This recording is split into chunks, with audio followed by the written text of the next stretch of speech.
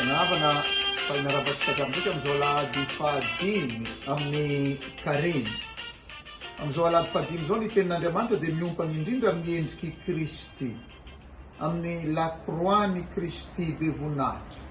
I Kristi mampiseho amintsika amin'ny alalan'ny la croix ny endriky Andriamanitra mamirapiratra. Dia tsika manakavy italahony fany masina hagnampy antsika andre ny tenin'Andriamanitra.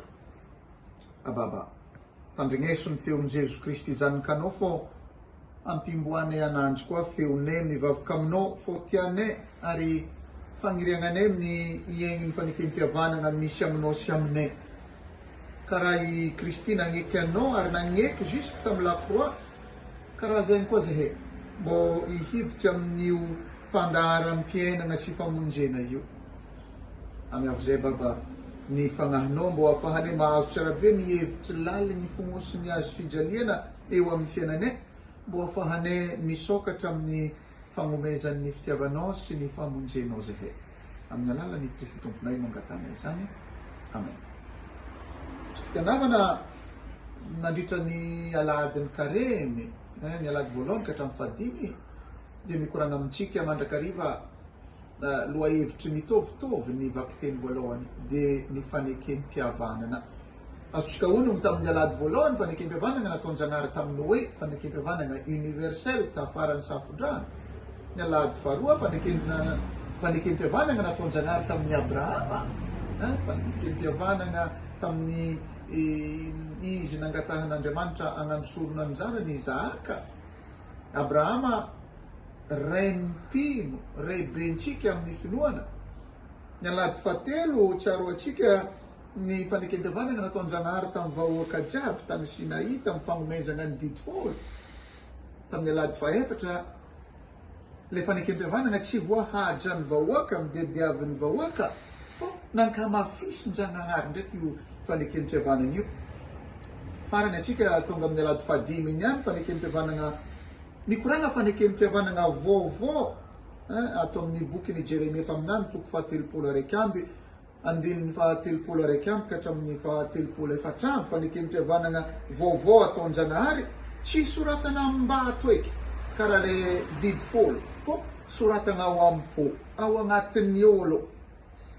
Iny tsara be moa ny raha mampiavaka ity fanekempiavanana vaovao volanin'ny Jeremia mpaminany ity voalohany, dia ny fanekempiavanana dia ny fifandraisana laligny, karaha le mifampitompo iny, zaho ninao, anao ninahy.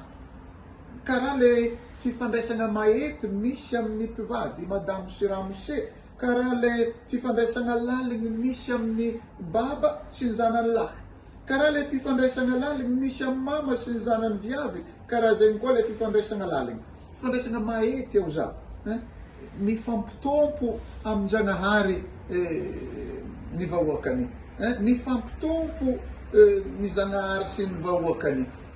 Ao izy Andriamanitra atao amin'ny vakiteny voalohany, ho Andriamanitra izy ireo zaho ary zareo vahoakako. Za Zanahary njare, zareo vahoakana, mifampitompo. Ny toetoetry ny fanekempiavanana vaovao ty faharoa dia fanekempiavanana magnambara fahalalana sy fahafantarana tsara be zay, fahafantarana Zanahary izay tokony ampidirina agnatin'ny fiainana an-tegna ny fahalalana sy ny fahafantarana azy. Ao izy ny vakiteny voalohany, fô hahalala zaho avokoa izy rehetra, na ny maventy na ny madiniky. Ino dikan'izay? Ny fahalalana sy ny fahafantarana Zanahary kristianavana dia misokatra ho an'olo jiaby. Ny fahalalana sy fahafantarana Zanahary dia tsy propriété privé, fô ny olo tsiraikiraiky, ny olo tsy ankanavaka no antsovin-Janahary agnatono ke ahafantatra anazy.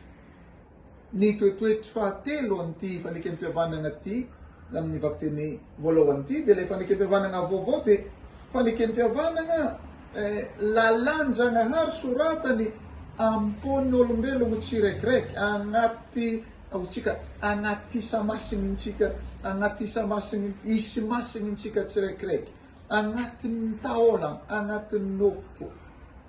Ao izy Andriamanitra, ataoko ao anatiny ny lalako dia sady ho soratako ao ampony, agnaty isi-masigny. Zay le fanekempihavanana vaovao, fanekempihavanana laligny, ary fanekempihavanana voasoratra agnatin'ny am-pony olombelona.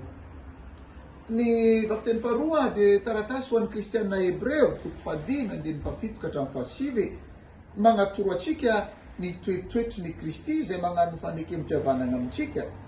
I Kristy zanakazanahary, tonga olombelona, ary niaigny ny fanekena jusque tamin'ny la croix, maty ho antsika fô natsanganjanahary baba ho velogno. Tegna tsara ilay famintinana atao amin'ny vakiteny faharoa, famintinana ny fiainan'ny Kristy, ny fakany ho nofo, ny raha niahignany. Ozy ny vakiteny na dia zanaka aza izy dia nianatra ny fanekena. Zay Kristy magneky ny babany. Tsy vitany hoe magneky fogna Kristy fô mitandrina isan-janahary koa izy tamin'ny ivavaka nataony. Vakiny amintsika le vakiteny faharoa satria fohy hely. Ozy ny taratasy ho an'ny kristianina Hebreo. I Kristy tamin'ny andro ny nofony noho ny nanolotra fivavahana sy fifonana no mba mpitaraina mafy sy ranomasobe tamin'ilay nahavonjy azy tamin'ny fahafatesana, sady nohenohina nomin'ny fahatahorany an'Andriamanitra dia nianatra ny fanekena tamin'ny fahoriana ny aretany na dia zanaka aza. Ary ankehitriny efa tonga amin'izay fanaperana izy ka tonga fototry ny famonjena mandrakizay ho an'izay rehetra manaiky azy. Kristianavana, zahavonareo fô Zanahary baba tsy nagnala la croix io tamin'i Jésus Kristy zanany, tsy nagnadoso i la croix io, tsy nagnafoagna ny la croix tamin'ny fiainan'ny Kristy zanany, fô nagnamiadika ny la croix sy ny fiainan'ny Kristy. Kristianavana, amin'ny alalan'ny azy fijaliana, amin'ny alalan'ny la croix no azahoagna ny famonjena, azahoagna sy atongavana indrindrandrindra amin'ilay tegna fiainana. Ny evanjely nalainy tato amin'ny evanjely Masindahy Joany, 12:2 ka hatramin'ny 13:3. Mitantara amintsika ireto Grika nandeha tany Jerosalema mbô hivavaka. Fô ireto Grika nanampagniriagna hitrotro amin'ny tompo, ahitany tompo, aozy zareo. Tompoko, mba te ahitany tompo izahay. Dia ireto apôstôly, i Filipo, nitondra zare tamin'ny André, dia nitondra zare ireto apôstôly, i Filipo sy André, nandeha tamin'ny Jésus Kristy. Fa i Jésus Kristy ndraiky, nagnarara ohatra ilay occasion ke nikoragna momba midika ny fiainany sy ny fahafatesany. Aozy Kristy, raha tsy maty ny voambarina fafy tamin'ny tany dia nitoetra foana izy, fa raha maty kosa izy dia mavokatra be. Zay le fiainan'ny Kristy, kristianavana. Izy le niaigny ny fanekena jusque tamin'ny farany, jusque nagnamia ny fiainany ary nanolotro ny fiainany hatramin'ny fahafatesana teo ambony la croix. Fa ozy Kristy ato amin'ny evanjely, ary zaho rehefa tafasandratra hiala amin'ny tany, zay hoe rehefa tafasandratra eo amin'ny la croix, dia hitariky ny olo jiaby agnatony zaho. Kristianavana, atsika koa antsovigny atakatra ny mysterin'ny Kristy, dia ny mysterin'ny la croix, zay hoe maty mbô ho velogno, mahay mafoy mbô ahazo ndraiky. Zay no fiainan'ny Kristy. Zahavonareo ry kristianavana fô ny la croix amin'ny Kristy dia tsy vesatra, tsy fahoriana, tsy faharesena. Ny la croix dia tsy fahalemena, ny la croix dia tsy fahambaraka, fa ny la croix dia fisehoan'ny fitiavan'Andriamanitra atsika. Ny la croix dia fibaribarian'ny fitiavan-Janahary atsika mafy dia mafy. Tian-Janahary loatra izao tontolo izao, dia namiany ny zanany teo ambony la croix. Ke izay miditra sy mandray io la croix io dia mahazo ny fiainany. Tsisy fitiavana ambonimboniny zay. Dia ny magnami egny ananjy ho an'ny kamaradiny. Atsika boka zay. Kristianavana, zaho fô ho an'ny Masindahy Joany, ho an'ny Jesosy Kristy indrindrandrindra, ny la croix dia voninahitry. Ny la croix dia voninahitry ny fitiavana. Ary satria ny la croix dia fiainam-baovao nidiran'i Jesosy Kristy namonjy any atsika ihany koa amin'ny alalan'ny la croix ny Kristy no hidira atsika amin'ny fiainam-baovao.